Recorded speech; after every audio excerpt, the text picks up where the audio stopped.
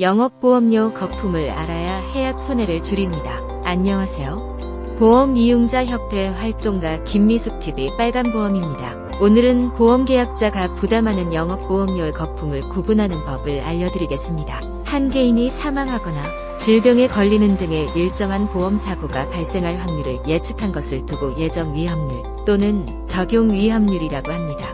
예정위험률이 높으면 예정 해당월의 위험보험료가 올라가고 낮으면 예정 해당월의 위험보험료가 내려갑니다.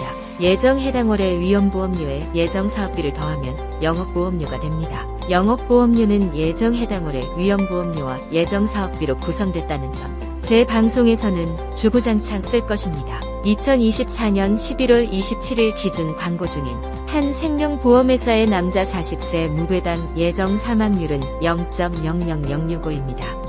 무배당 예정 사망률 0.00065에 1인당 사망보험금 1억 원을 곱하면 연 예정 해당월의 위험보험료가 계산됩니다. 12로 나누면 월 예정 해당월의 위험보험료가 되는 것입니다. 남자 40세 10만 명 중 1년 동안 사망자 수는 65명, 0.065%를 예정하고 있고 이보다 더 죽을 수도 덜 죽을 수도 있습니다. 사망자 1인당 1억 원의 사망보험금을 지급하기로 했을 때 예정한 사망자 수가 모두 사망하면 사망보험금 총액은 65억 원이 되는 것입니다. 사망보험금 65억 원을 남자 10만 명으로 나누면 1인당 평균 연 6만 5천 원입니다.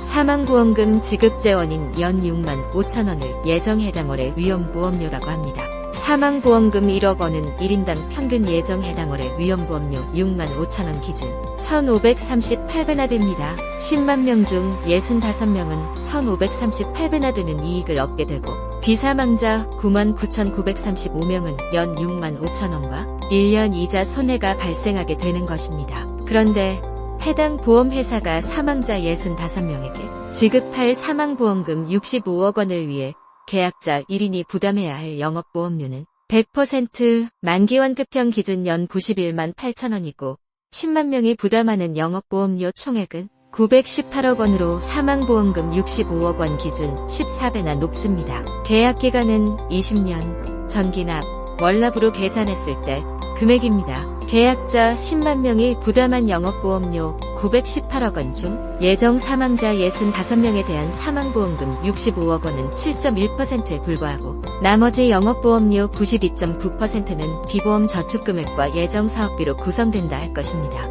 계약자 10만 명 중 0.065%만이 사망보험금을 얻게 되고 나머지 99.935%는 영업보험료 연 91만 8천 원의 손해가 발생하는 셈입니다. 사망보험금 65억 원을 제외한 나머지 853억 원의 영업보험료를 손에 쥐게 된 보험회사에게 묻고 싶습니다. 사망보험금 65억 원을 지급하고도 남는 돈 853억 원은 어떤 용도로 누가 가져가는 것이냐고 말입니다. 계약기간이 20년에 불과한데도 예정 해당월의 위험보험료는 총영업보험료 918억 원 기준 7.1%에 불과하고 비예정 해당월의 위험보험료는 92.9%나 됩니다. 만약 종신계약으로 했다면 예정 해당월의 위험보험료는 같아도 비예정 해당월의 위험보험료는 계약기간 20년보다는 더 높았을 것입니다. 만기환급형이 아닌 비만기환급형의 경우 영업보험료는 계약자 1인당 연 15만 8,400원입니다. 10만 명이 부담한 영업보험료 총액은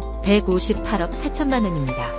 100% 만기환급형 영업보험료 기준 17.3%에 불과합니다. 100% 만기환급형 영업보험료 82.7%는 거품이라 할 것입니다. 비만기환급형 158억 4천만 원은 65억 원의 사망보험금과 93억 4천만 원의 비사망보험금으로 구분됩니다. 영업보험료 중 59.0%를 차지하는 비사망보험금으로 보험회사 주주와 임직원의 임금 등으로 쓸 수 있습니다. 비만기환급형이기 때문에 비사망보험금 지급재원 93억 4천만 원은 계약자가 돌려받지 못하고 전액 손해를 봐야 합니다.